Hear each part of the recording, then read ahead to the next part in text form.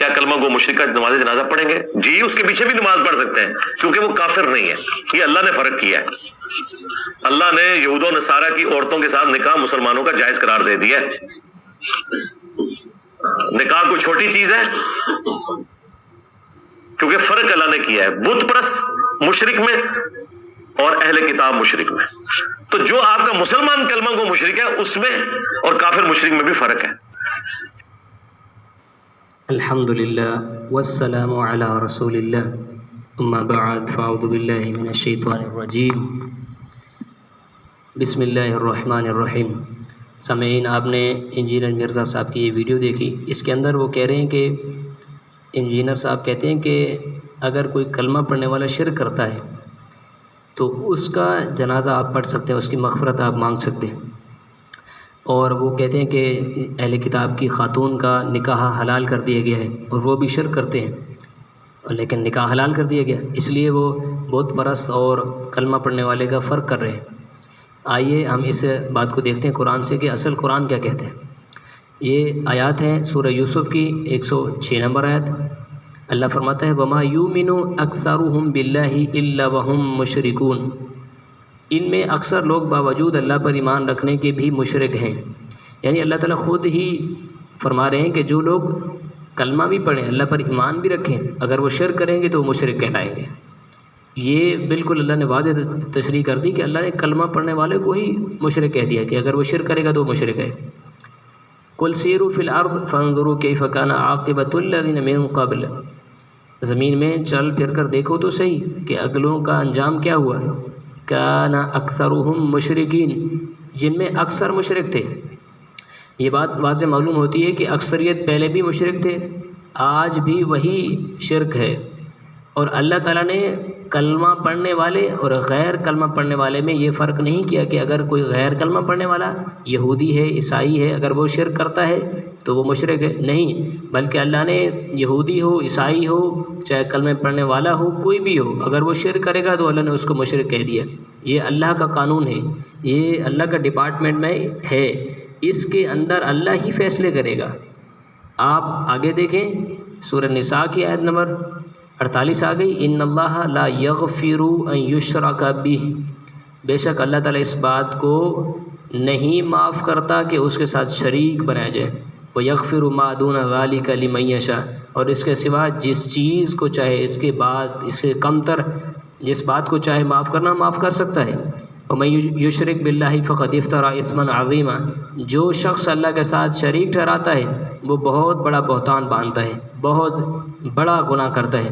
یعنی اللہ نے جب کہہ دیا کہ جو شرک کرتا ہے اللہ اس کو نہیں بخشے گا، تو انجینئر صاحب کون ہوتے ہیں فرق کرنے والے اور کہتے ہیں کہ اللہ ہم اس کا جنازہ پڑھ سکتے ہیں. اور یہ تو بڑے بڑے دعوے کرتے ہیں انجینئر صاحب کہ یہ چیز شرک ہے، یہ چیز کفر ہے.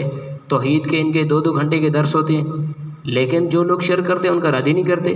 تو کیا فائدہ کہ توحید بیان کرنے کا جی کہ یہ چیز شرک ہے، غیر اللہ کو نہ پکارو، غیر اللہ کی نیاز نہ دو، غیر اللہ سے مدد نہ مانگو. اور جو لوگ مانگتے ہیں اور پھر کہتے ہیں ان کے بارے میں کہ آپ ان کی مغفرت مانگیں، یہ تو دوغلا پن ہے، یہ تو منافقت ہے. یہ شرک نہ کرنے کا کیا فائدہ کہ ہم شرک نہیں کرتے. یہ تو وہی بات ہے کہ منافقت والا معاملہ ہے کہ ایک طرف تو دعویٰ توحید کا، پھر انہی کے معاملات سارے مل جل کر رہے ہیں، ان کے ساتھ ملے ہوئے ہیں اور وہاں رخصت دے رہے ہیں. آپ اگلی آیت کے اندر آپ دیکھیں سورہ توبہ ہے 113 نمبر آیت ہے. اللہ فرماتا ہے ما کان للنبی، نبی کے لیے، والذین آمنوا، اور ایمان والوں کے لیے، ان یستغفروا للمشرکین، جائز نہیں ہے کہ وہ مشرکین کے لیے مغفرت کی دعا مانگے. ولو کانوا اولی قربى من بعد، اگر وہ ان کے رشتہ داری کیوں نہ ہوں. ما تبین لهم انہم اصحاب الجحیم، کہ جب ان کو معلوم ہو جائے کہ یہ شرک کرنے والے ہمیشہ کی جہنم میں جائیں گے تو ان کو یہ اختیار نہیں ہے کہ وہ ان کے لیے جائز نہیں ہے کہ وہ ان کی مغفرت مانگے، قریب کا رشتہ داری کیوں نہ ہو. تو اللہ نے نبی کو منع کر دیا، ایمان والوں کو منع کر دیا کہ کوئی بھی ہو اس کی مغفرت نہیں جائز. یہ بات آپ سمجھیں، غور کیجئے کہ قانون سازی کرنا اللہ کا حق ہے. جب اللہ خود فرما رہا ہے کہ اگر کلمہ پڑھنے والا بھی شرک کرے گا تو وہ بھی مشرک ہو جائے گا، تو انجینئر صاحب کون ہوتے ہیں، ان کی کیا اوقات ہے کہ کلمہ پڑھنے والے کا شرک کرنا غیر کلمہ کو کے شرک سے الگ ہے. اہل کتاب کی پاک دامن عورتوں سے نکاح کا معاملہ الگ ہے، یہ الگ مسئلہ ہے۔ اللہ نے رخصت دی ہے تو ہم وہ مانتے ہیں بالکل، لیکن یہ رخصت تو اللہ نے کہیں نہیں دی، یہ تو اللہ نے واضح واضح کہہ دیا۔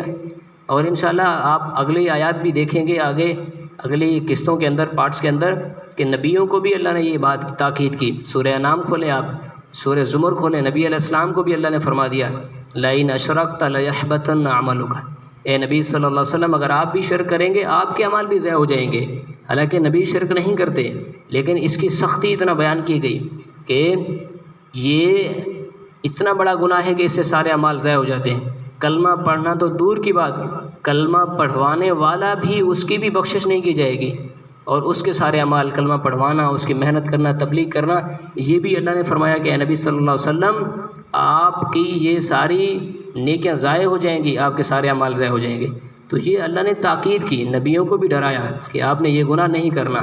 سورہ انعام کی آیت نمبر 80 سے لے کر 90 تک آپ ساری آیتیں دیکھیں، اس میں آگے اللہ نے سارے نبیوں کو گنوایا، نوح علیہ السلام سے لے کر سارے نبی، اور اللہ فرمایا آگے اللہ نے وَلَوْ أَشْرَكُوا لَحَبِطَ عَنْهُمْ مَا كَانُوا يَعْمَلُونَ، اگر یہ شرک کرتے تو ان کے سارے اعمال ہم ضائع کر دیتے۔ اب دیکھیے انہوں نے اللہ کے قانون کو تبدیل کر دیا، غیر کلمہ پڑھنے والا اور کلمہ پڑھنے والا الگ الگ قانون بنا دیا۔ ان کا کیا اختیار؟ قانون تبدیل کرنے کی وجہ سے انجینئر صاحب کے اوپر اللہ کا فتویٰ آتا ہے کہ یہ اللہ کے قانون کو تبدیل کرتے ہیں، فرق کرتے ہیں اللہ کے قانون میں۔ کیا فرماتے ہیں اللہ؟ اب دیکھیے وَمَن لَّمْ يَحْكُم بِمَا أَنزَلَ اللَّهُ فَأُولَٰئِكَ هُمُ الْكَافِرُونَ، اور جو لوگ اللہ کی اتاری ہوئی وحی کے مطابق وحی کے ساتھ فیصلے نہ کریں وہ پورے اور پختہ کافر ہیں۔ سورہ المائدہ کی آیت نمبر 44 کے اندر یہ لوگ قرآن و حدیث کا لبادہ اوڑھے ہوئے قرآن و حدیث کی مخالفت کر رہے ہیں اور اپنی منمانی تشریحات، یہ انجینئر صاحب اور بہت سارے علماء کھڑے ہوئے، جتنا یہ انجینئر صاحب دعویٰ کرتے ہیں کہ ہم قرآن و حدیث کو مانتے ہیں، نہیں، یہ قرآن و حدیث کو نہیں مانتے بلکہ اپنی تشریح، اپنے غلط قرآن و حدیث کو اپنے مطلب سے پیش کرتے ہیں۔ تو اللہ کے لیے اپنے ایمان کو بچائیں، ایسے فتنوں سے بچیں اور قرآن و حدیث سے جڑ جائیں، خود محنت کریں، عقل کا استعمال کریں۔ سورہ ابراہیم کی آخری آیت میں آتا ہے کہ وَلِيَذَّكَّرَ أُولُو الْأَلْبَابِ، کہ اصل میں عقل والوں کے لیے یہ نصیحت ہے، تو عقل استعمال کریں، غور کریں۔ اللہ سے دعا ہے کہ اللہ تعالیٰ جو باتیں کی ہیں اس کو سمجھنے کی توفیق عنایت فرمائے۔ آخر دعوانا ان الحمد للہ رب العالمین۔